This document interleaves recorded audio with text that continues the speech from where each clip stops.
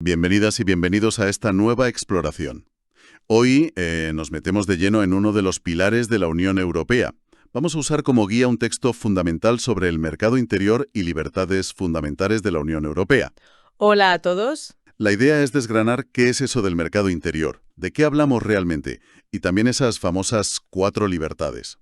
Queremos entender qué implican en la práctica, más allá de los grandes titulares. A ver qué sacamos en claro. Efectivamente, vamos a ver cómo los tratados definen este espacio sin fronteras interiores y cómo intentan asegurar que circulen libremente las mercancías, las personas, los servicios y también los capitales. Es, digamos, el corazón de la integración económica europea. Pues empecemos por ahí, por la base, el mercado interior. La idea es esa, un espacio sin fronteras internas. Suena muy ambicioso, la verdad, si pensamos en cómo era antes.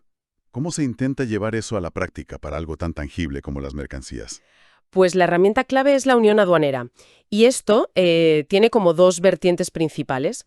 Por un lado, se prohíben totalmente los derechos de aduana, o sea, los aranceles, a la importación y exportación entre los países de la UE. Y ojo, también cualquier otra tasa que, aunque no se llame arancel, tenga el mismo efecto, para evitar, la picaresca.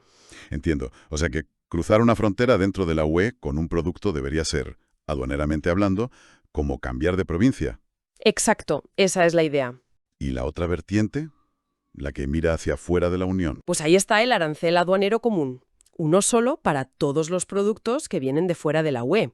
Da igual si entran por un puerto español, uno alemán o uno holandés. El arancel aplicado, en teoría, es el mismo. ¿Y quién decide ese arancel? Lo fija el Consejo, pero a propuesta de la Comisión. Se busca tener una política comercial única frente al resto del mundo y la Comisión, al gestionar esto, tiene que seguir ciertos principios. Fomentar el comercio global, sí, pero también la competencia dentro de la web.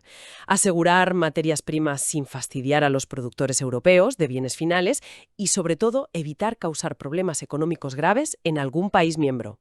Es un equilibrio complicado. Un equilibrio delicado, sí. Y mencionas también que se busca reforzar la cooperación entre las aduanas de los países y la Comisión. Supongo que para que todo esto funcione de verdad, ¿no? Claro, es fundamental esa coordinación. Pero, además de quitar aranceles, hay otras barreras importantes para las mercancías que se intenten eliminar.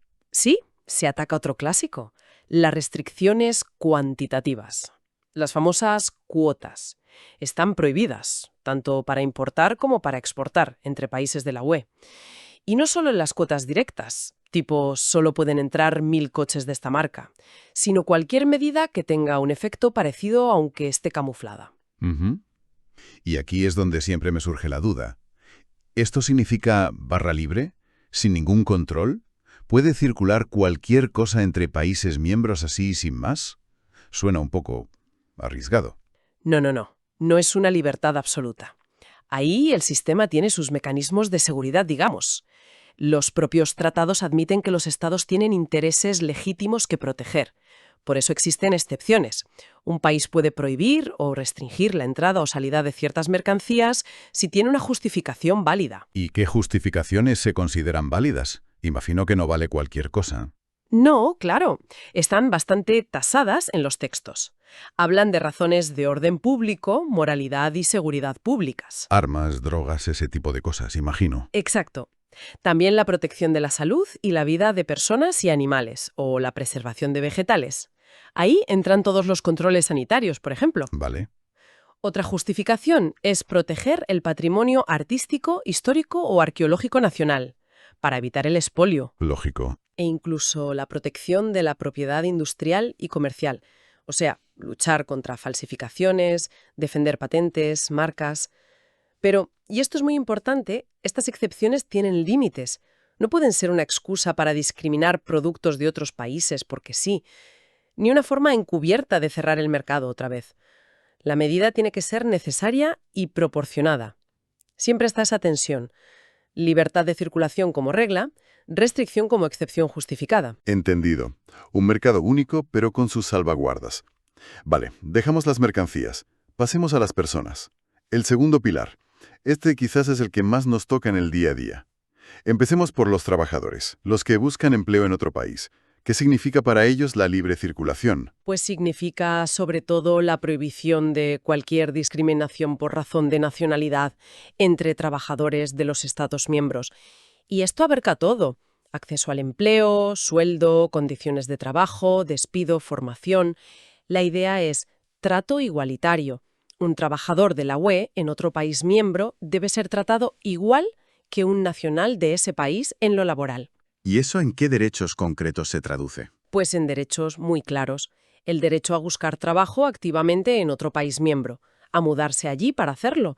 Una vez que encuentras trabajo, tienes derecho a residir en ese país para ejercerlo, cumpliendo las leyes laborales de allí, claro. E incluso bajo ciertas condiciones tienes derecho a quedarte en el país después de haber trabajado un tiempo. Suena a una equiparación bastante completa. También aquí hay límites. Mencionaste antes lo de orden público, seguridad, salud. Sí, esas justificaciones generales también pueden aplicarse aquí en casos excepcionales, pero hay una limitación específica muy importante que recogen los textos: ¿Cuál?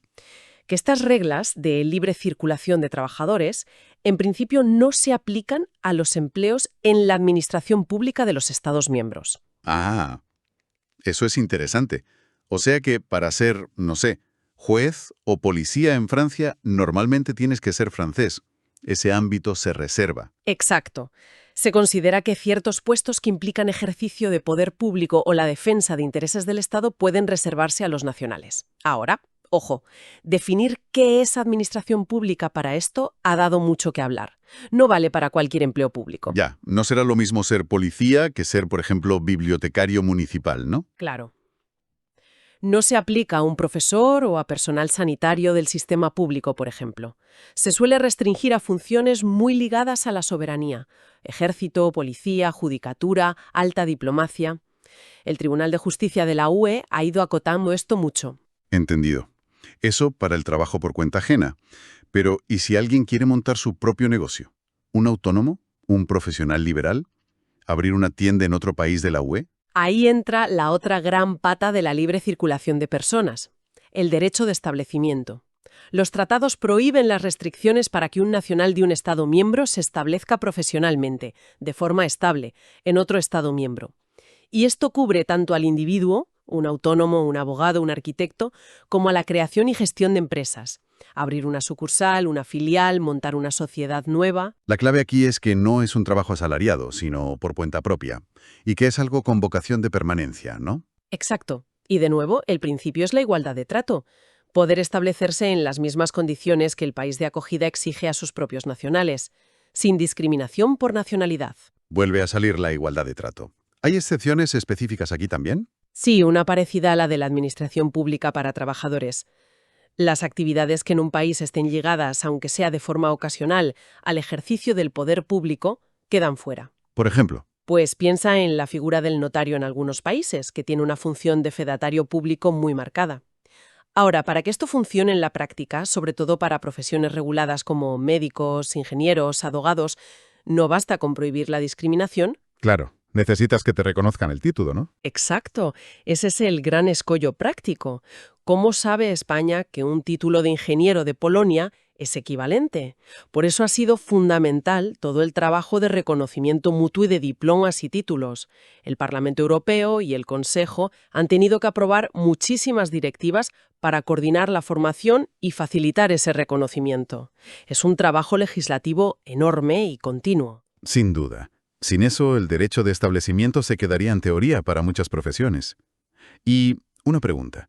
¿Las empresas como tales, las sociedades, también tienen esta libertad de moverse? Sí, los tratados las equiparan a las personas físicas para esto.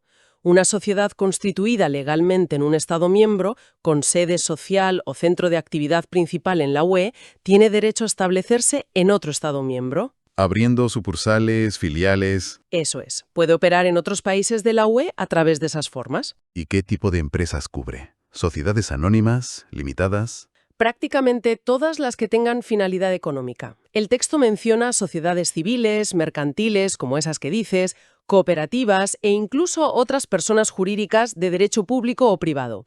La única exclusión clara son las entidades sin ánimo de lucro. Para ellas, el régimen es distinto. Muy bien. Mercancías, personas. Vamos por la tercera libertad. Servicios. ¿Cómo encaja esta pieza? Pues de forma parecida, pero con un matiz importante. Se prohíben las restricciones a la libre prestación de servicios dentro de la Unión. La diferencia clave con el establecimiento es que aquí hablamos de servicios transfronterizos. El proveedor está en un país de la UE diferente al del cliente. Ah, o sea, no se establece permanentemente en el país del cliente. Exacto. Puede ser algo temporal, ocasional. No hay un establecimiento fijo allí.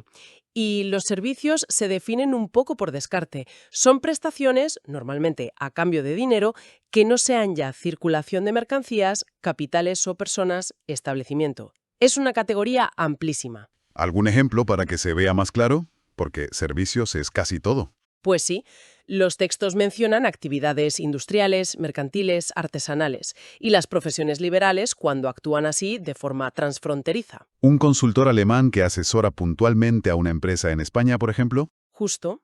O un arquitecto italiano que diseña una casa en Francia sin abrir despacho allí. O servicios financieros online que se prestan desde un país a toda la UE. Incluso el turismo, en gran medida, es prestación de servicios transfronteriza.